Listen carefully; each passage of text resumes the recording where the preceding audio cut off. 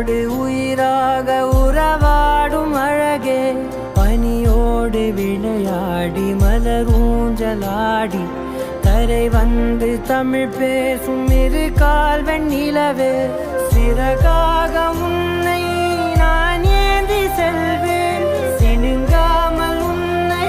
நான் பார்த்து கொள்வேன் ஒரு கோடி இன்பங்கள் உன்னை பார்த்த நொடியில் நான் வாழும் நாள் மட்டும் நீ எந்த மடியில்